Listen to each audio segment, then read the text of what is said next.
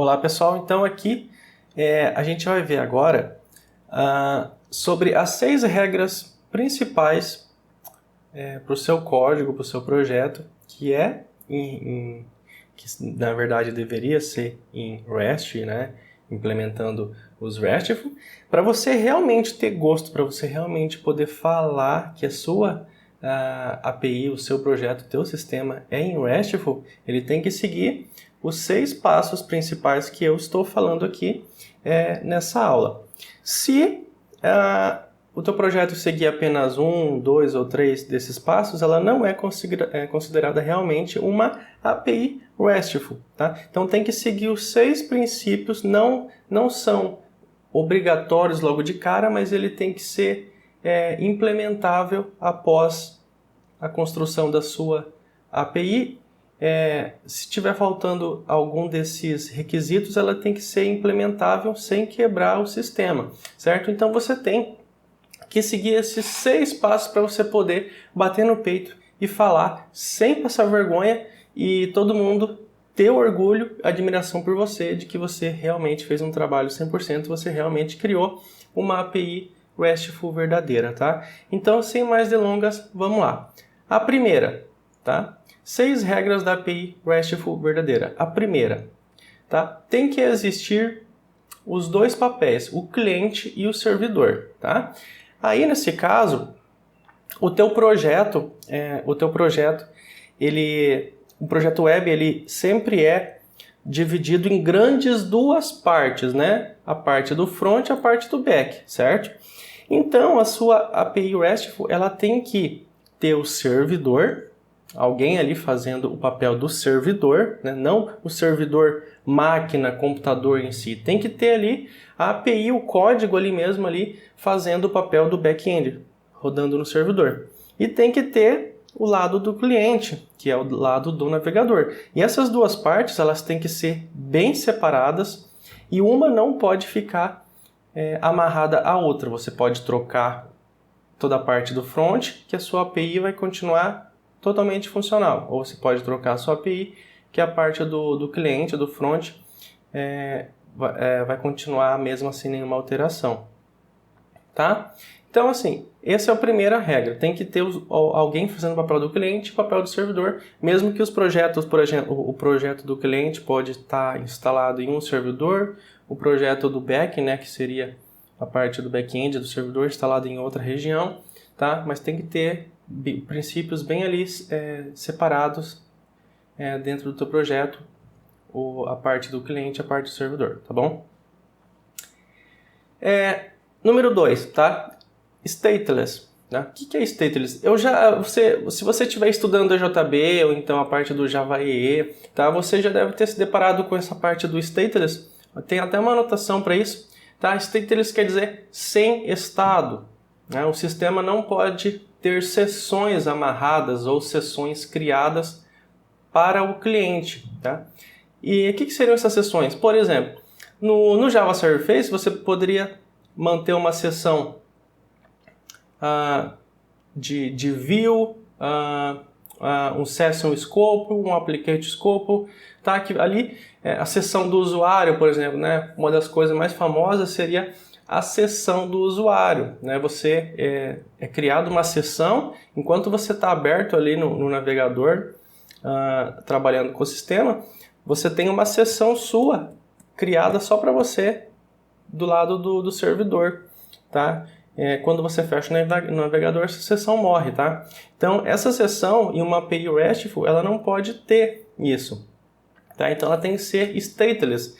O sistema não pode ter sessões amarradas criadas para o cliente, certo? Ele tem que ser livre disso, tá? E as requisições tem que ter todos os dados para o processo ser realizado e a resposta ser completa, tá? O que significa as requisições tem que ter todos os dados? Por exemplo, se o seu sistema, você loga e foi feita uma autenticação, certo? Autenticou o usuário, colocou lá o usuário e senha. Nessa parte daí da API RESTful entra a parte de autenticação por token, que é uma validação, daí fica um códigozinho codificado, um código, né? uma senha no caso, fica colocado do lado do navegador do cliente, tá? E toda vez que for fazer uma requisição, por exemplo, salvar um produto, vai salvar um produto, esse código de validação, essa autorização do usuário, tem que ser mandada para a API, tá?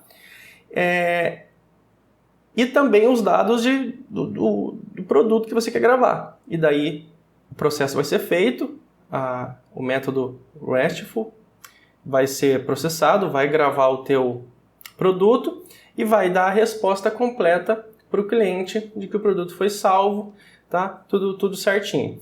Então, não deve ter ali, por exemplo, você faz uma requisição e tem que ter alguma coisa do lado do servidor para poder liberar o cliente. Não, tá? O cliente já tem que ter todos os dados em mão. Ele tem que ter a senha, o token de validação, os dados para gravar, todas as informações de autorização tem que vir na requisição. Não pode estar dependendo do servidor e esperar por esse cliente, tá? E autorizar ele, tá? Tem que ser tudo autorizado pelo cliente. O cliente chega com a requisição, chega com todos os dados e a API vai fazer a validação, permite o acesso, processar e dar a resposta completa, tá? Item 3. Precisa permitir que o cache seja feito caso necessário. Isso é uma coisa bem pouco usada, mas caso tenha que ser feito algum cache ali no processamento da tua API RESTful, por questão de agilidade, deixar o sistema mais rápido, performance, tem que ter ali, tem que ser possível você implementar alguma parte de cache na tua API, certo? Item 4, interface uniforme, tá? O que é a nossa interface uniforme, tá?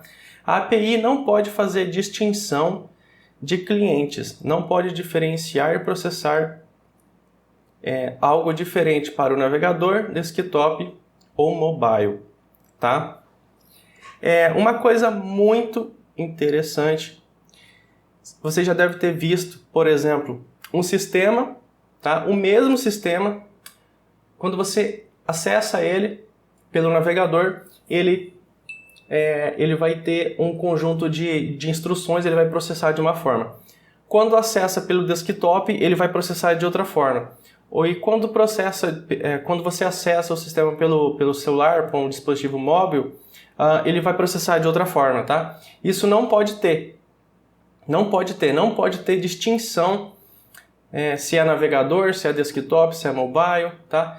A interface uniforme, ela não deve saber que tipo que é o cliente. Se ele é um browser, se ele é Firefox, se ele é Chrome, se ele é um Mac, se ele é Linux, não pode saber, tá? Não pode saber também se é sistema desktop ou se é mobile, tá? Não deve saber. Então tem que ter a interface uniforme. Não interessa de onde você vai consumir a tua API, tá? Ela vai ter que processar da mesma forma para todo tipo de cliente, tá?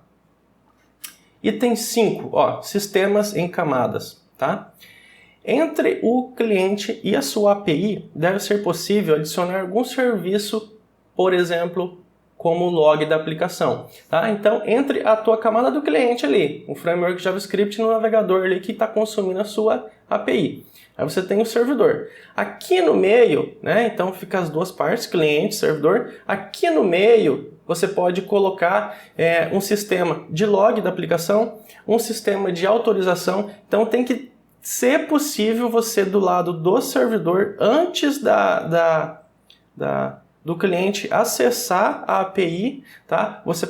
Tem que ser possível colocar, caso necessite, um sistema de log, um sistema de autenticação, alguma coisa. Tem que ter essa opção de você conseguir colocar um serviço entre o cliente e entre a tua API, caso seja necessário, que vai ser necessário. Você vai ter que fazer autenticação, vai ter que colocar um log, vai ter que fazer alguma rotina importante antes do cliente consumir a tua API. Então a tua API bem criada, ela tem que disponibilizar isso para você, caso você venha necessitar no futuro, tá? 6. Código sob demanda, tá? Por exemplo, o que seria o código sob demanda? Seria um código JavaScript, no caso, né? Importado direto do servidor da API. Então você vai ter o servidor onde está rodando a tua API e você vai ter o cliente, que é um framework JavaScript. Pode acontecer, tá? Pode acontecer do lado do cliente, precisar de uma biblioteca JavaScript ou então de algum método JavaScript, de algum recurso JavaScript necessário para o funcionamento da API, tá? Então, do lado do cliente, você não vai implementar o local da biblioteca JavaScript de um terceiro servidor, de um outro local. Ele tem que vir direto do servidor da API, tá? Por quê? Quando você fazer uma manutenção na tua API RESTful e precisar alterar essa biblioteca em JavaScript, você só altera para a nova versão do lado do servidor e todos os clientes já chamam direto a nova versão. O cliente não fica sabendo que alterou, não vai acontecer quebra no sistema, não vai precisar de manutenção, tá? Ninguém vai saber que teve alteração no teu JavaScript. Tá? Por quê? Tem que ficar oculto isso. O cliente não deve saber das coisas que estão sendo mudadas. Tá? Então, vai ter a tua API no servidor e também, se precisar de uma biblioteca JavaScript, o teu cliente, browser, navegador, vai ter que chamar essa biblioteca JavaScript direto do servidor da sua API. Tá? Bacana?